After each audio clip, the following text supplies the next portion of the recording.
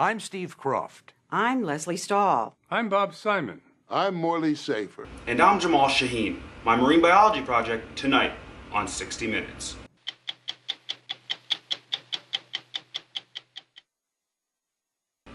Good evening, ladies and gentlemen. It was a swimming lesson. A swimming lesson at the age of 8 years old that changed his life forever, leading him to travel almost every square inch of our oceans.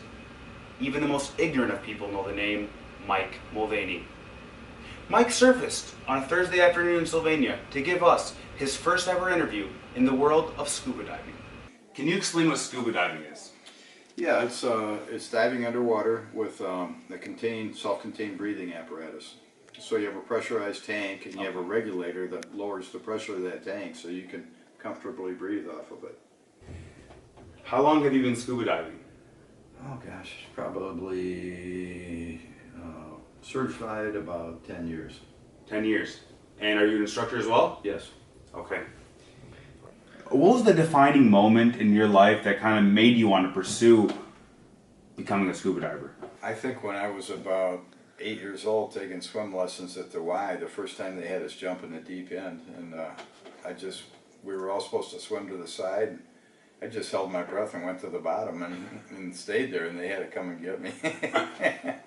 So I got in trouble. The instructor yelled at me. They hit me in the head with a rescue pole, and then she dove down and pulled me out. What? Oh yeah. And but it was so cool being underwater and just looking around, seeing everything. I always wanted to do that. And the rest is history, huh? Yeah.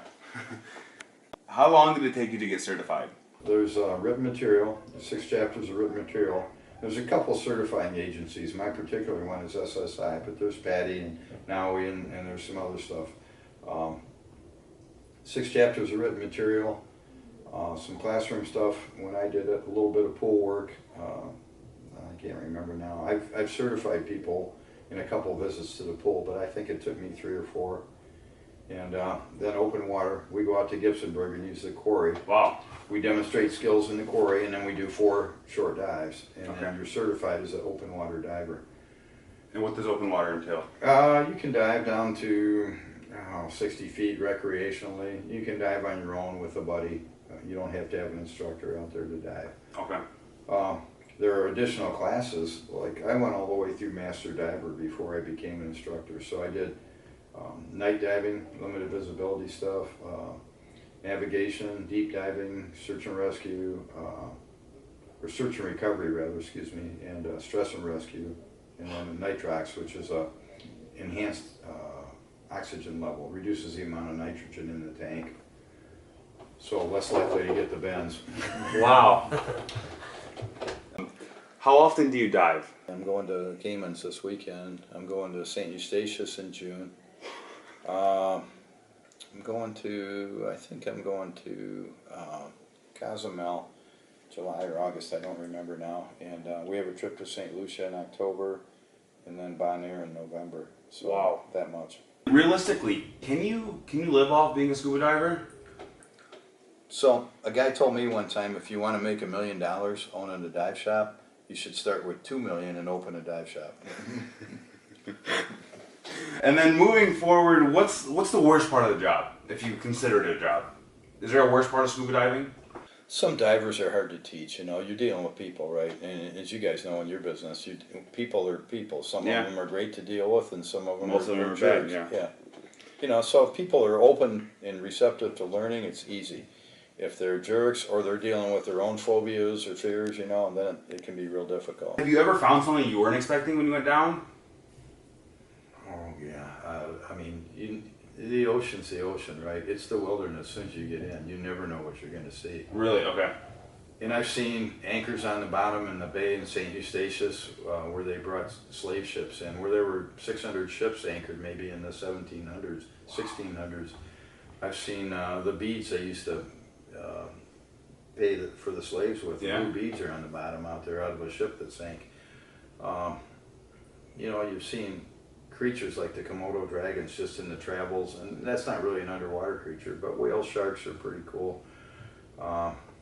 Octopus, big squid, big cuttlefish in the Philippines and Indonesia. Wow. The manta rays, twice in the Maldives I saw a feeding tornado of manta rays where there'd be 50 or 60 manta rays, and this tornado may be 5 feet away from me.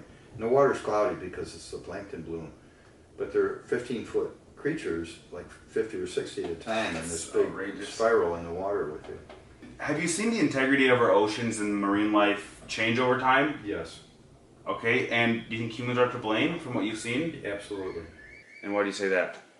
Some places you go, like the Philippines, there's 30 million people in Manila, and when you go out and dive on some of the little islands close, there are no fish. Fish are just gone. You know, 90% of the world's fish are gone. 90% of the sharks are gone. When you see people shark finning or down in Florida dragging sharks around with a boat or whatever, or fishing and killing them on the beach, the sharks aren't there anymore. You don't see them very often. When you do, it's really remarkable. When you see a big school of hammerheads like I showed you, that's an amazing thing because it doesn't happen all the time anymore. The fish are just disappearing. The other thing you see is when you go some places, you're beginning to see the start of coral bleaching in some of the places where we didn't see it 6 or 8 years ago. In order to scuba dive, do you think you need to have a deep understanding of the ocean, or does that come after? It comes after. Really? You need to learn some of the basic physical principles, the gas laws, Charles' law, Boyle's law, general gas laws, so you understand volume and pressure. Because you can hurt yourself, right? When you go down and the gas in your body is compressed, when you come back up, if you hold your breath and that gas expands, you can suffer an injury, right? So you need to understand how the gas laws work, and one of the basic things in diving is you never hold your breath. As you're coming up, you're always exhaling a little bit and getting rid of that excess as it expands. Okay.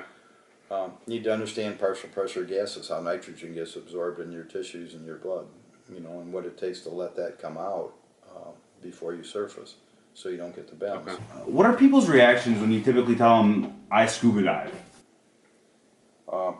You know, it's funny, but a lot of people say, aren't you afraid of being eaten by a shark? That's the first thing that comes out of most people that don't dive. And, you know, sharks get a bad rap. They bite people around piers where there's guys cutting fish up and throwing bait in the water, or they're fishing. The surf's churning up the sand, and so it's obscure, it's hard for them to see. They smell fish guts in the water, and they bump into something, and they tend to bite it. You know, it's a bad place to swim by the beach or by the piers. What do you feel is the most important issue our oceans face today? That's a tough question, because there's at least 3 issues, and overfishing is clearly one of them. So we don't have sustainable fisheries. We overfish because people are hungry, and there's a lot of people. The warming of the oceans and creating the coral bleaching is an issue, because that has a long-term detrimental effect on the breeding of the little fish and the coral surviving. And the coral also provides barriers against you know, wave battering and stuff on shores, shoreline erosion. And then the trash, people throwing trash in the water. So overfishing, overheating of the oceans, and just dumping massive amounts of trash in the water. All 3 of those are major issues.